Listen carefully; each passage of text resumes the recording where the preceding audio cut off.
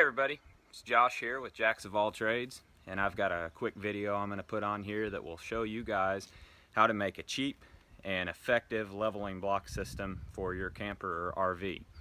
All it requires is a couple of boards that you can go down and get at your local lumber store, treated or untreated, whatever your preference is. I personally use untreated, it's cheaper, and I haven't had any issues yet. I've been doing it for a couple of years now. And like I say, it's a lot cheaper than buying the plastic blocks. You can build it up to whatever height you need based on the site that you're camping at and the equipment you're using.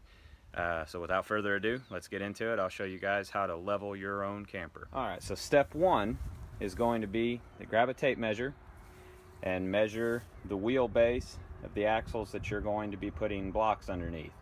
In my case, I'm using a travel trailer, so I just have to measure these two axles right here.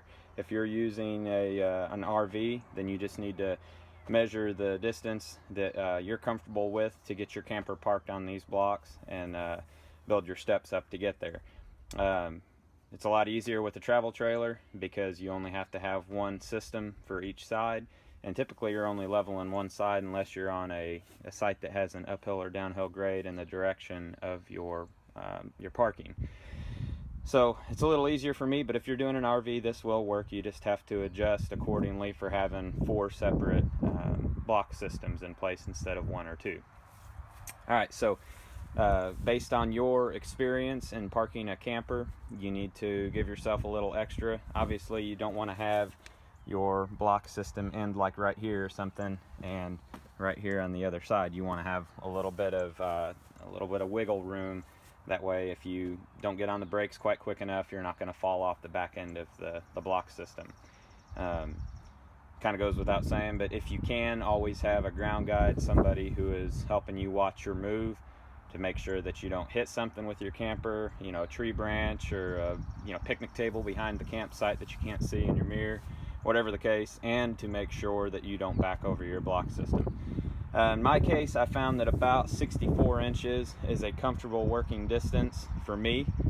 As you can see, going from this little relief cut in my parking pad, 64 inches puts me just a little bit in front of the tire.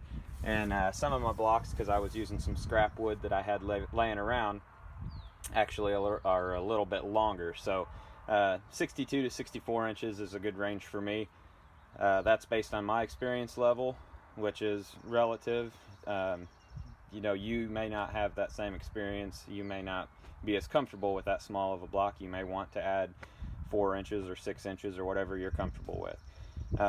And of course, it goes without saying that when you're using these wood blocks, they're a little more temperamental. They don't flex as much as the plastic, so make sure you have gravel or anything excessive underneath the block cleared out when you put it down on the ground. That way you don't end up cracking your boards. I did do that once, one of my first times out, and I learned that you need to make sure you have a clear pad for the blocks to sit on. So once you get your measurement, I found that for storage purposes, it's easiest to cut it in half. So 64 inches, I try to make my blocks around 32, and then I lay them one next to the other. So let's say that my driver's side was a little bit lower, I would be using 2 blocks on the driver's side, one laid end to end next to the other. Alright, so configuring it on your campsite, if you needed to use 2, you would stack them up kind of like I have right here. You would have a base layer, which would be 2 boards, one to go underneath each wheel, and then a small extension block that will kick out to the back that your next layer will build off of. And if you only needed the 1 layer, obviously, then you just eliminate that whole bottom row and you just have the 2 boards end to end. And you'll notice that when I cut my boards, I cut them with a 45-degree bevel. That way there's a little bit of relief for when the tire jumps up from ground height to the next level up. I didn't have that initially, and it works, but you always end up with crushed edges, so this relief cut, that should help take some of that pressure off. And it'll also help keep your boards from kicking out if you're riding your brakes as you back up.